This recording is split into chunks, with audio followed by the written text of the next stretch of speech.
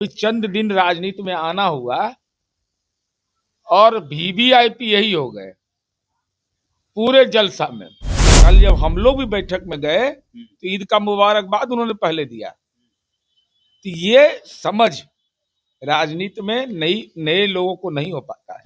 पापा ने अति पिछड़ा, दलित, अल्पसंख्यक, पिछड़ा से लेकर सामान्य समुदाय तक सबके लिए काम किया है। हम लोग को दिल को छू गया एक बात कि पापा ने बहुत काम किया, लेकिन पापा के काम का समाज के बदलाव में क्या असर हुआ। नीतीश कुमार जी के नेतृत्व में बिहार का विकास हुआ है। नीतीश कुमार जी के नेतृत्व में बिहार आगे बढ़ा है।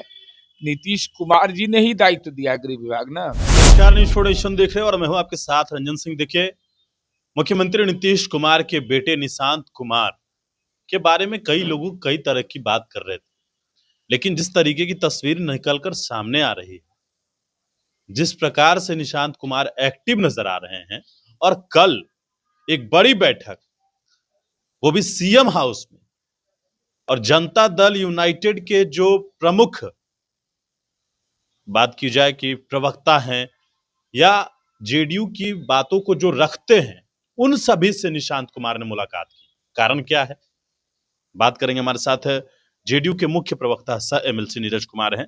उनसे कल निशांत कुमार के बारे में तो कई तरह की चर्चा हो रही है कि वो राजनीति से दूर रहे हैं, कहा जाए कि उनको समझ भी नहीं है।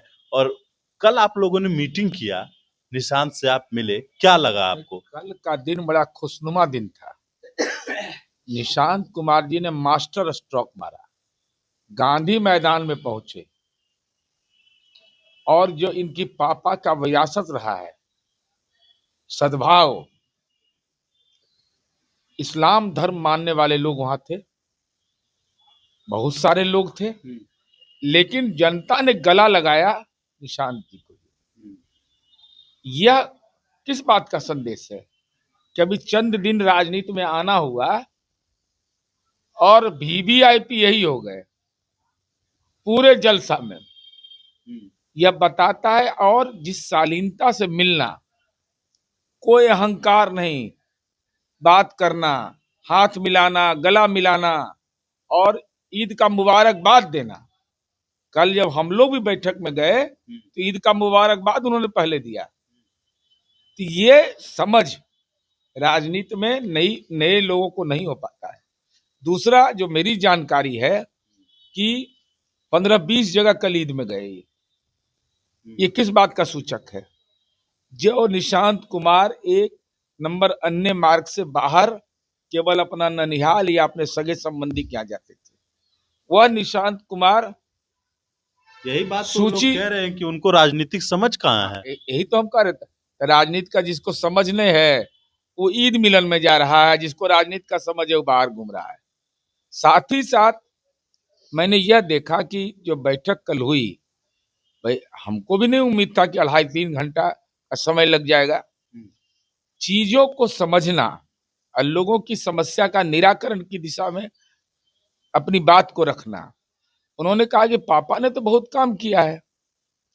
काम करने में एक लाइन जो उन्होंने जोड़ा कि पापा ने अति पिछड़ा, दलित, अल्पसंख्यक, पिछड़ा से लेकर सामान्य समुदाय तक सबके लिए काम किया है।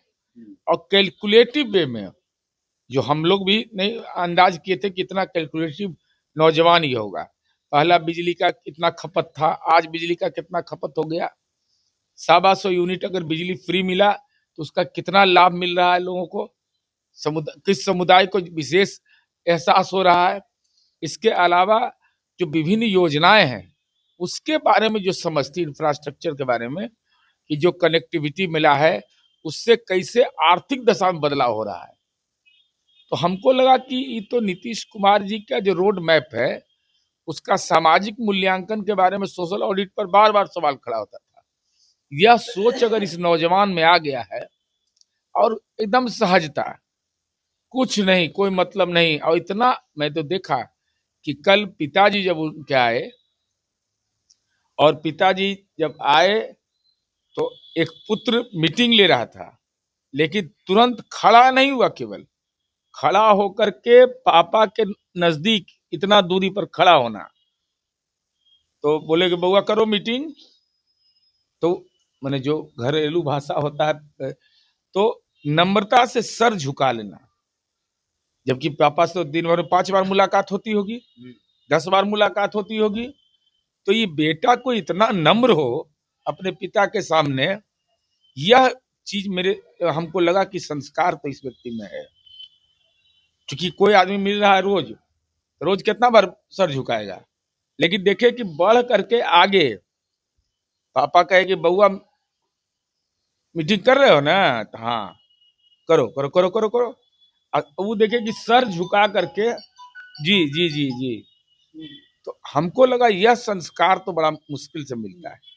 हम लोग भी राजनीतिक जीवन में है, एमएलए एमपी का बेटा तो माथा पर चढ़ जाता है, कौन फॉर्चूनर, कौन गाड़ी, कौन गाड़ी, एकदम सामान्य वेशभूषा, सामान्य चप्पल जो होता है, कोई ऐसो आराम का नहीं।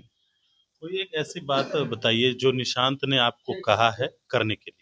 नहीं, हम लोग को दिल को छू गया एक बात कि पापा ने बहुत काम किया, लेकिन पापा के काम का समाज के बदलाव में क्या असर हुआ, इसको आप लोगों को बताइए।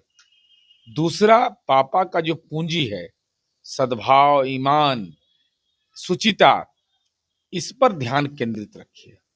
तो मुझे लगा कि भाई नई पीढ़ी का तो चमक दमक में नौजवान आ जाता है। उसके बाद जो सरकार की योजनाएं हैं, आगे वो बुकलेट के रूप में है, उस बुकलेट का अवलोकन करते रहिए, और कोई बात हो तो बताइए, हम लोग मिलजुल करके कोई बात होगा तो उसका समाधान। और साथ ही साथ यह भी कि आप लोगों से ज्यादा मिलते हैं, तो जो समस्या भी आती है वह भी बताइए, तो उसका रास्ता क्या होगा यह भी बताइए।